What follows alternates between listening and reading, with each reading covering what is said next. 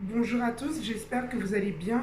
Alors aujourd'hui, je voulais faire cette vidéo pour parler du but d'une relation amoureuse, le but d'une relation de couple, parce qu'aujourd'hui, je me rends compte que la plupart des femmes que j'accompagne sont dans des relations où elles pleurent, où elles se font rabaisser, où elles sont totalement éteintes, elles ne sont plus elles-mêmes, elles sont dans l'ombre. Elles sont dans l'ombre, elles ne sont plus épanouies, elles sont totalement frustrées, elles ne se sentent pas valorisées, elles sont avec des conjoints qui les mettent en compétition, en concurrence, elles n'ont pas la sécurité, elles n'ont pas la paix de l'esprit et elles appellent cela une relation.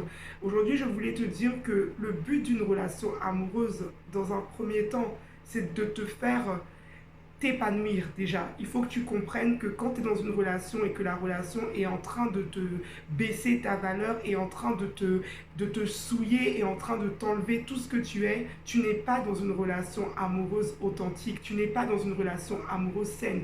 Donc déjà dans un premier temps, c'est important de comprendre ce que c'est qu'une relation. Une relation, c'est déjà deux personnes qui se mettent ensemble pour accomplir une mission, pour accomplir quelque chose ensemble. La plupart des gens aujourd'hui que leur relation ne marche pas, c'est des gens qui se sont mis ensemble sans fondement. Ils ne savent pas pourquoi ils sont ensemble, ils ne savent pas quelle direction, ils n'ont pas d'objectif ensemble, ils ne savent pas vraiment pourquoi ils sont ensemble. Alors quand tu ne sais pas la raison, le pourquoi vous êtes ensemble, quand il y aura des tempêtes, quand il y aura des choses qui vont se passer, il sera facile de dire j'arrête la relation tout simplement parce que vous n'avez pas quelque chose qui vous lie ensemble.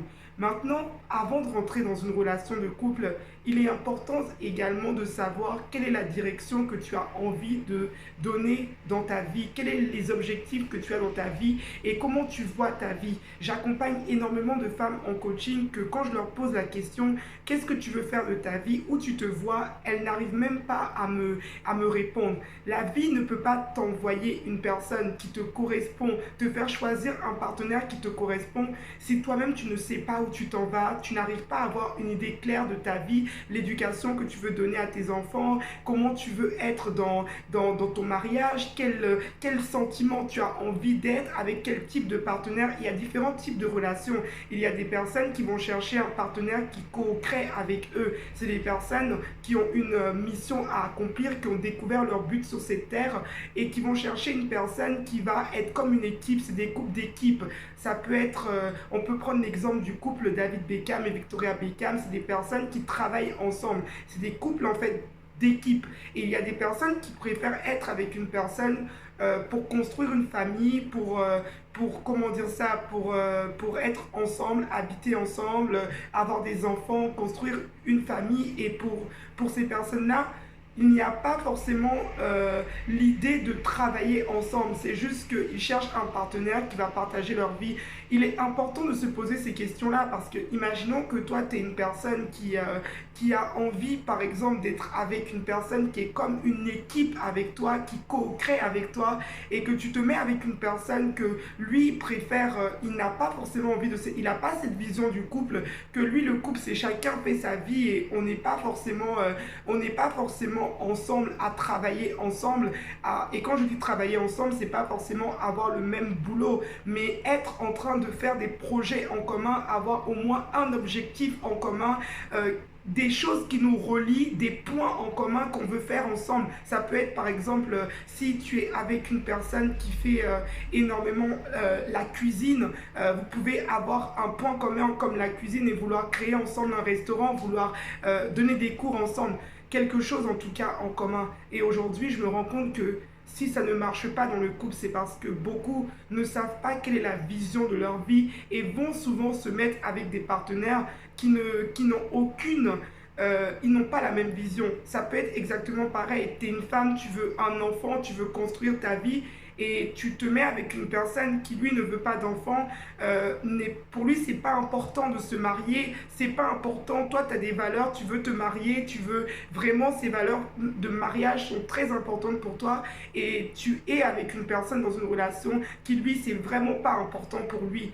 J'aime bien dire cette phrase qui dit que quand on a là où deux personnes, pardon, se mettent en accord, ils évoluent ensemble, ils avancent ensemble. Si vous n'êtes pas en accord avec la personne avec qui tu es, au bout d'un certain moment, la relation ne pourra pas fonctionner. Et aujourd'hui, justement, c'est pour ça qu'avant de se mettre dans une relation, il faut chercher qui on est. Parce que quand on sait qui on sait également le partenaire qu'on doit choisir. Quand on sait qui on sait également la personne qui va nous correspondre. On ne va pas prendre quelqu'un qui est totalement à l'opposé de nous. Parce que quand tu es avec une personne qui est... c'est vrai qu'on peut avoir des différends parce qu'attention, on ne peut pas non plus être avec quelqu'un qui est similaire à nous. Le partenaire de destinée n'est pas un partenaire qui est similaire à toi. Attention, c'est pas parce qu'il y a beaucoup de personnes qui pensent que quand ils vont rencontrer leur partenaire, il sera pareil qu'eux. Non, vous aurez des points de différence parce que vous n'avez pas eu la même éducation, vous n'avez pas eu la même façon d'avoir grandi. Donc, il y aura des mentalités qui vont être différentes de temps en temps, qui vont se frotter. Mais il y aura déjà un centre en commun, il y aura déjà quelque chose que vous allez avoir de très fort en commun, il y aura un but commun que vous allez avoir ensemble, il y aura une manière de voir la vie, une manière de voir le monde. Imaginons que toi, tu es une personne qui veut voyager dans le monde entier. Tu ne veux pas être quelqu'un qui reste sur place. Tu veux faire des conférences et que tu te mets avec une personne qui déteste les voyages, qui déteste tout ça. Si vous êtes trop opposés par rapport à vos centres d'intérêt, il sera compliqué de fonder une amitié. Et le but d'une relation, c'est que il y a une amitié entre vous. L'amitié est très importante. Je ne cesserai jamais de le répéter aux personnes que j'accompagne.